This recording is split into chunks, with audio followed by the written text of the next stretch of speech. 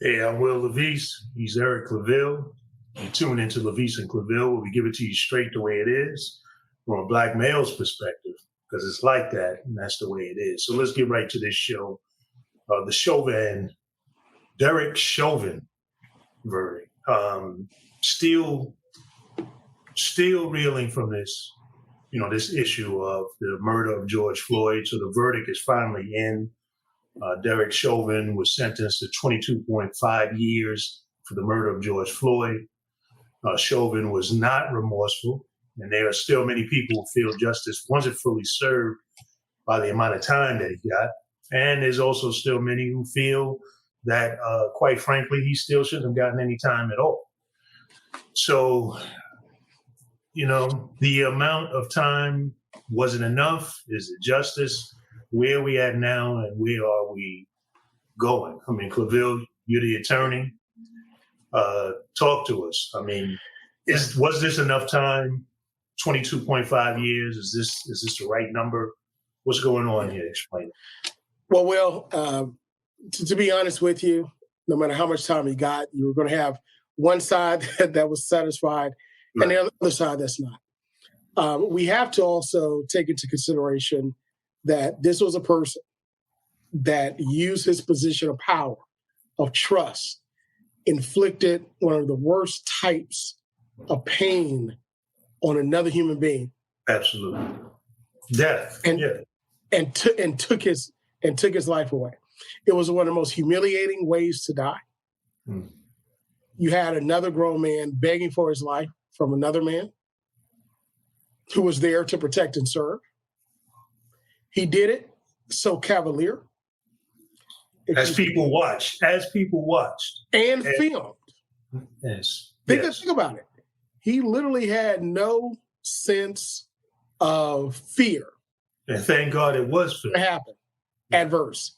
Because he's being filmed. And every time I watch it, and to be very honest with you, it was one time I had to turn it off. I couldn't watch it again. It was just too much.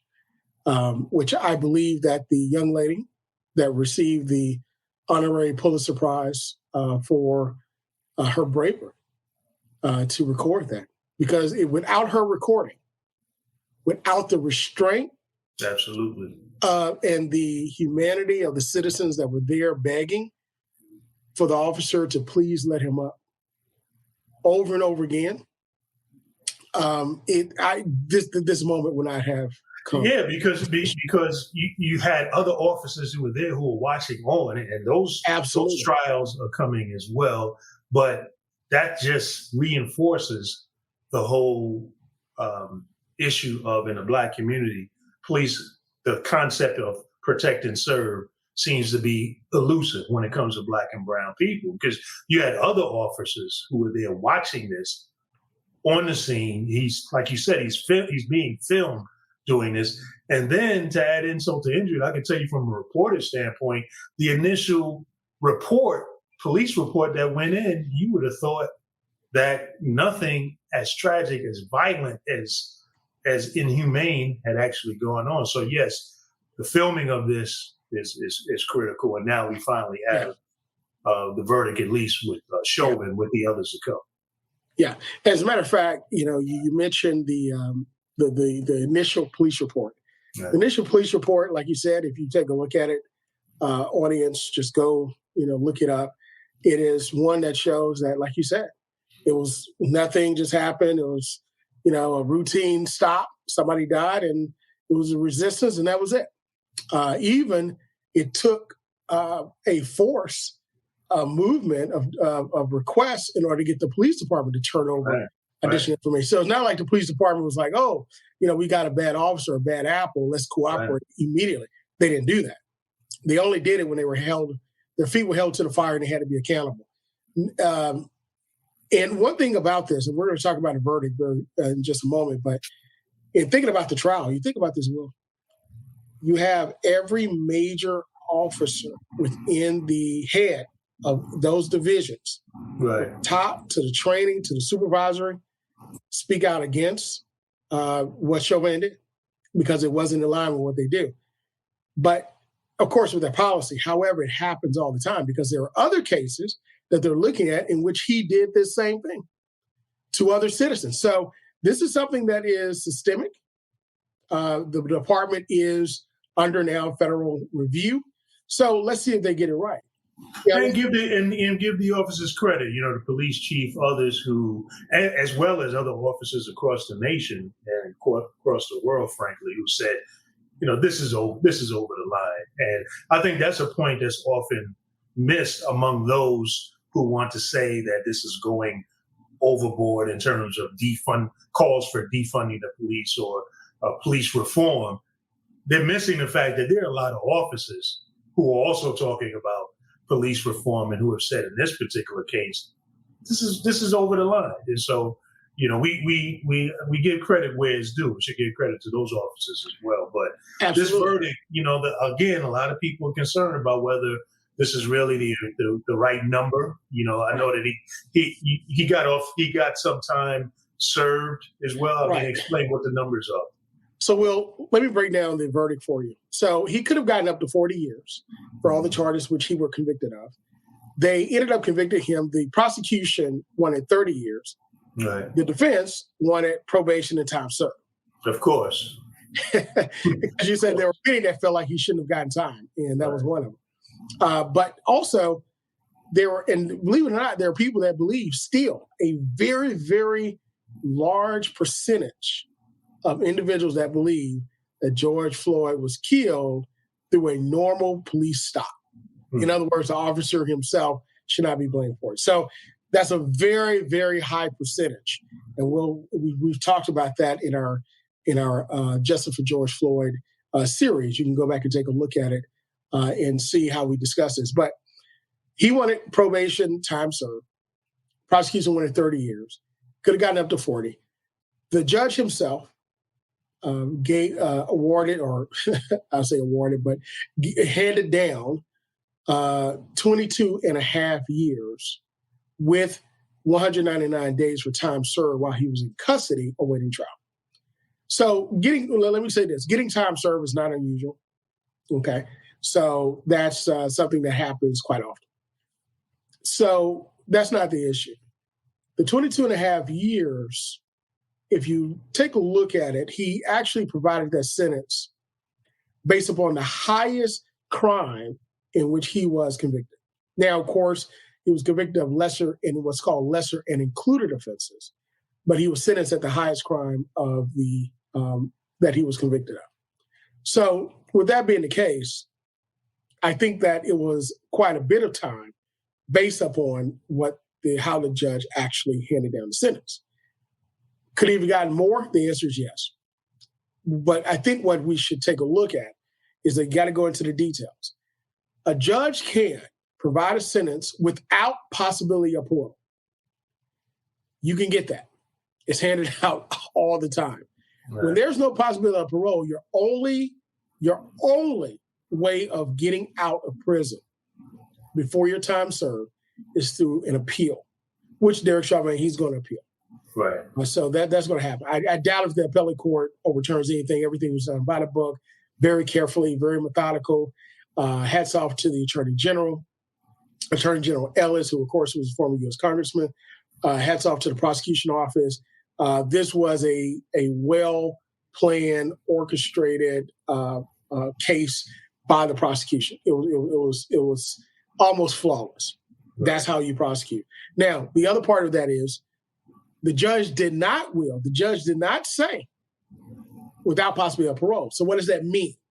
That means that Derek Chauvin is, under Minnesota law, under these sentencing guidelines, he is eligible for parole after serving 15 years. He's got to serve 2/3 of the time in order to apply for parole. Now, so he's definitely looking at least 15 years. And hands down. Chances are, again, being a police officer, this type of crime, the sentiment that's on both sides in the country there's a good likelihood that after the 15 years, when he immediately becomes his earliest eligibility, he's probably going to get parole. What do you think? You and I, we've talked about this, offline, and I don't know. I don't know. I mean, if you take a look at the circumstance, and we actually talked a little bit about it during the segment, Will, that was a heinous crime. Yeah. I mean, it was. Can you go back and take a look at that 15 years from now and say this person deserves parole? And especially after, and I want you to talk about this from your perspective as a journalist who's covered a lot of different stories. Can you see he deserves parole after his quote unquote condolences to the family and what he said to the courtroom? Well, I tell you, that's another big issue. I mean, he was not remorseful. Zero. Like you said, he offered, condolences, and then to add to that, even his mother, who you can understand, caring, loving mother, is not going to want to see their adult child go to prison. But even the mother said something to the effect that if you sentencing my son, you're sentencing me too. And I'm thinking, when I read that, I'm like, okay, that's going to go over real well with the Floyd family, because they have been sentenced too. In fact, they've been sentenced to death. She can at least go and visit her son. They can't go and visit their loved one. So that type of lack of remorse, yeah, I think it's possible that it can have an impact. But we also live in an age where time goes by really fast. People's memories change very quickly. And so you're talking about 15 years from now. Who knows what the country is going to be like with our era that we're in right now, with fake news and even things that we know are factual, people are putting into question and creating doubt. Who knows what it will be like in 15 years. So, I always go back to the Rodney King trial and saw how brutally beat down he was. Yeah. And then it went to a jury and they were all exonerated. And it said, so, no one thought that would be the case. But yes, the country has moved forward in many ways.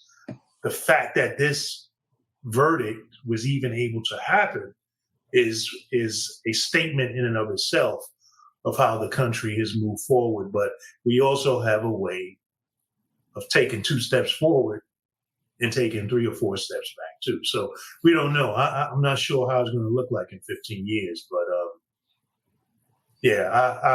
I'm not terribly optimistic about where we'll be at that point and how well people will really, how they'll feel about it. Hopefully, he will express some real, true, honest remorse and come to grips with the level of violence and inhumanity that he displayed on that in that moment. Yeah, well, you mentioned a very good point. 15 years from now, what was the world going to look like? 2036. Mm-hmm. Okay, 2036. Okay. That is a few years away from a possibility where I can retire. But who knows? Because there is some. Better that, boy. I'm with you with that, boy. Doesn't mean we won't be doing anything. It just means that we won't have to go out every day. Exactly. We'll definitely stay active. But go ahead. Absolutely. So, but again, I said, who knows after some of this legislation that's going to reframe and revamp retirement time.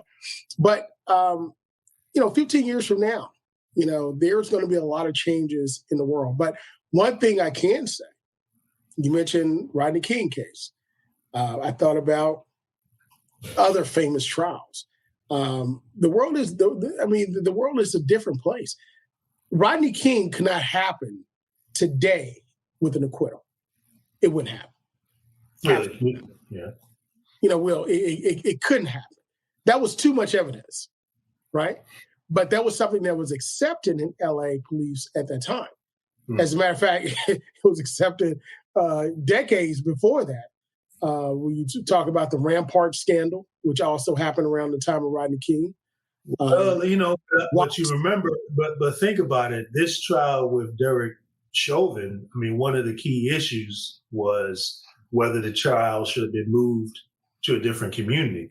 That is what happened with Rodney King. It was moved from LA to Simi Valley which was definitely a community that was more favorable to police. So absolutely, when you add those kinds of elements and we see the resurgence of a blatant open racism, because, I say resurgence not to be naive that racism has gone away or gone asleep. It hasn't.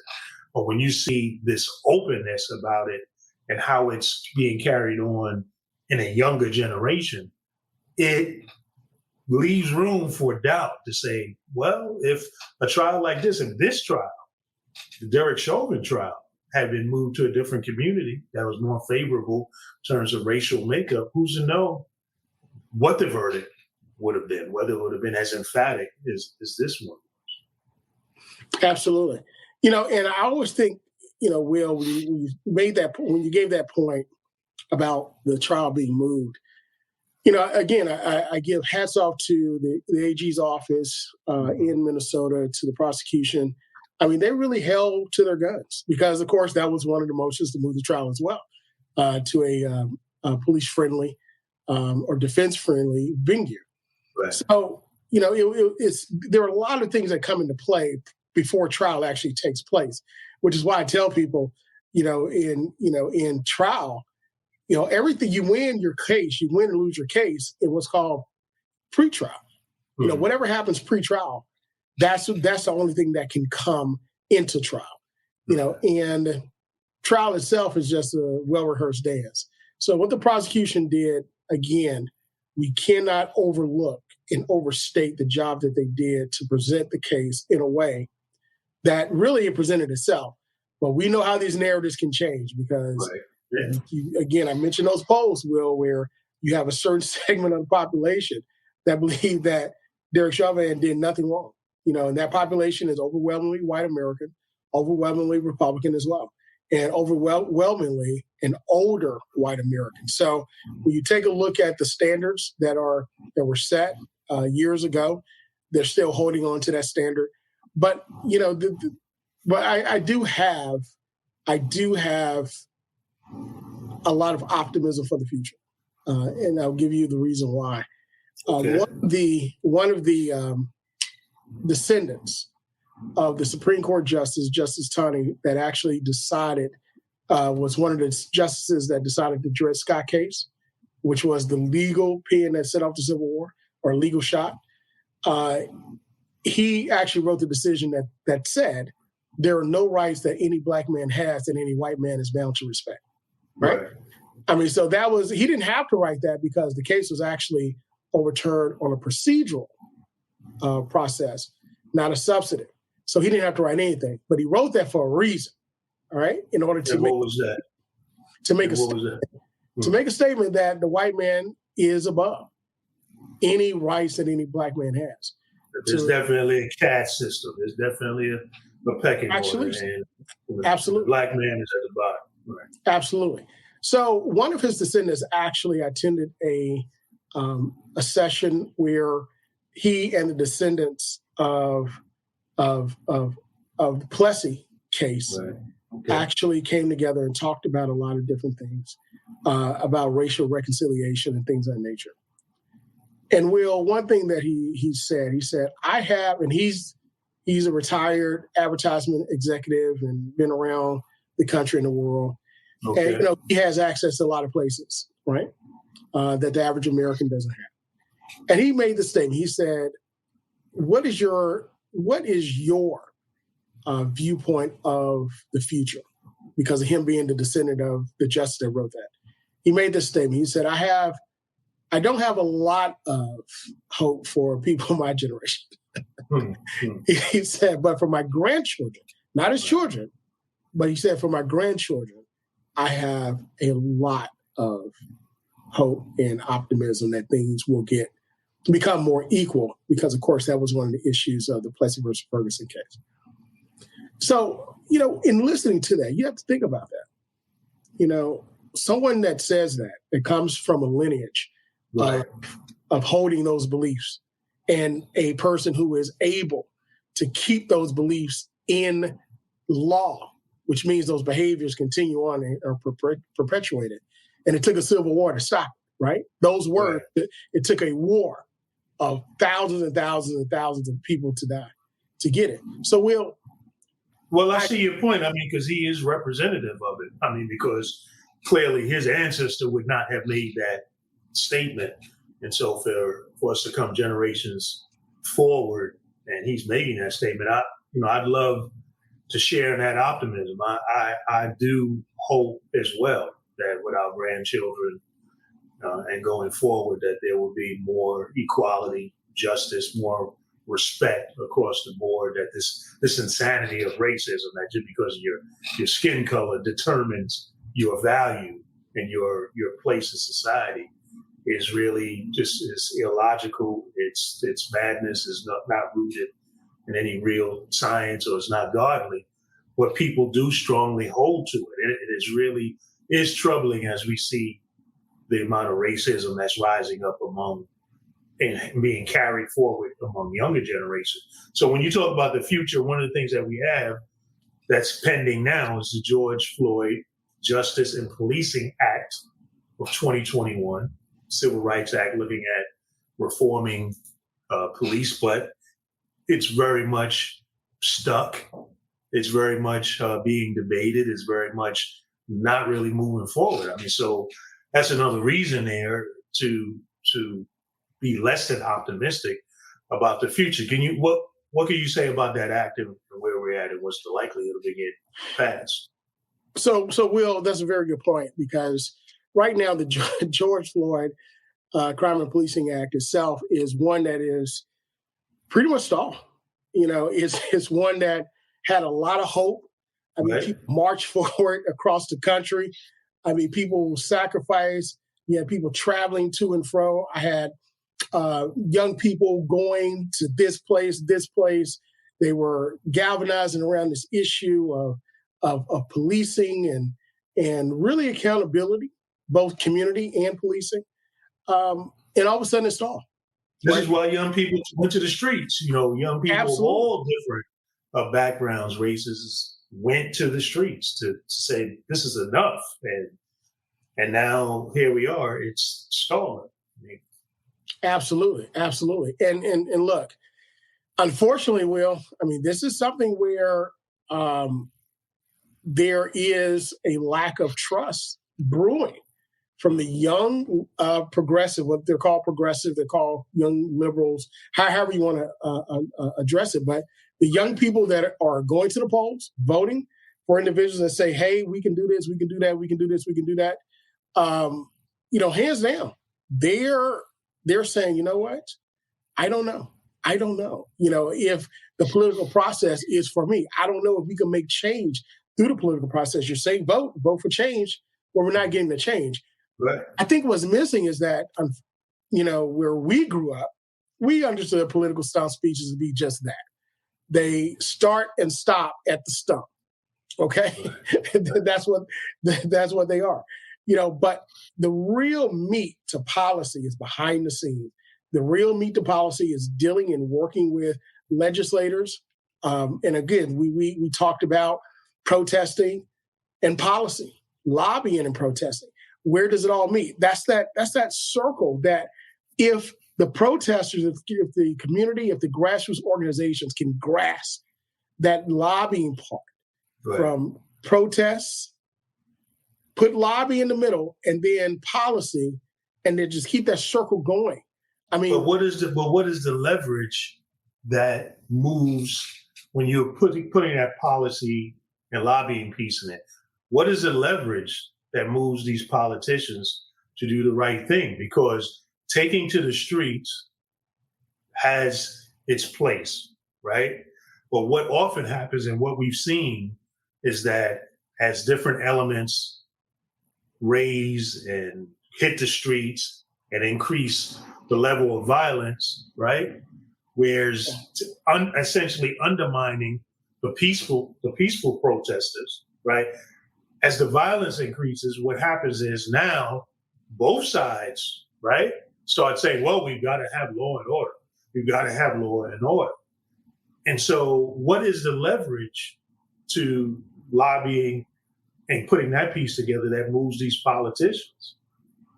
Absolutely. Well, the piece is, Will, hey, if you want our vote, then this is what has to happen. And you have to have a mechanism in place that holds them to it, period. That's it. And then that's what a lot of people are asking. Okay, well, what is that mechanism? Because a lot of the people who are voted in place right now, so Biden, our president, very much voted in place because folks are saying, we want you to make this change. Now he is very much, as you just said, we're very much in a stalemate when it comes to, George Floyd justice and police and that. Yeah, and Will, what it is that you have to have someone that is connected in that process, Mm-hmm. that basically says, listen, we're not going to be bought, which is a hard thing to do. That's a hard thing to do because, lobbying is where you can be bought. And that's where the buying takes place all around. So you have to have someone who is connected to the community and says, I'm doing this for the community's sake. Now, that's the power. Now, I'm making that statement, and here's an example. That's the power of persons in what's called the classical civil rights movement. They weren't getting paid money to march the streets and register people to vote and put their lives on the line. They were helping each other out. You can stay at my house. We're going to, cook here. We're going to do this. We're going to get up and train here. People were working together, galvanizing the student movement, core, and all those. The summer of what was it 1964, where individuals helped, and other summers where they were pushing this agenda. I think it was 68. They were pushing this agenda, helping each other out, moving forward, ensuring that persons were registered, persons were part of the process. They had politicians on board after the fact, but it was the community. So is that spirit still here? Well, that's the question that I raised, and that's the concern that I have, is that it's not still here, and I'll tell you why. You're talking about a generation, 1960s, 70s, that had more trust in institutions, that came up believing and still having that trust that if we push against the system, if we do things the right way, that the system, people will do the right thing. Politicians will do the right thing. This generation that has come up has seen the economy not work for them, has seen constant war from 9/11 to the present day. This generation doesn't have that same type of trust and faith in institutions. You see, for example, you could just look at the numbers. I don't have the stats, but the number of people who affiliated religiously and went to church and had trust in church versus now the number of people who are abandoning church are not going to church on a regular basis. It's because people don't trust institutions. And a lot of people, it's not that they're turning their back on God. They're still considering themselves to be spiritual. They still consider themselves to be believing in God, but they're turning it back on institutions. So that's the challenge that I have, is that civil rights movement generation had trust in institutions. This generation does not. So how can you tell a generation that doesn't trust institutions that they got to push the institution to do the right thing, and they already don't believe that it is going to do the right thing? That's the concern that I have. Yeah. And Will, you're exactly right. I share the same sentiments, but that's something that we got to figure out. But I am hopeful. I am optimistic. And I believe that we're going in a trajectory, in a way where we're looking at now what is equitable and equal across the board as it relates to participation in the process. Now, I guess that's why you're an attorney and I'm a journalist. Attorney, you all always think you can win any case. And journalists, we're just naturally skeptical, and suspect. But hey, Will, we'll see. You keep pushing until you lose. So you're exactly right. Look, that's why I appreciate you, my friend, and that's why I believe that LaVeist and Claville is one of the best podcasts out there, and you as well, educate people on these issues. Real talk and real brothers. And if you continue to support us, continue to follow, like, and share. If you like what you hear, comment. And again, we wouldn't be here without you. We thank you for your support. That's right. It's like that, and that's the way it is. We'll see you next time.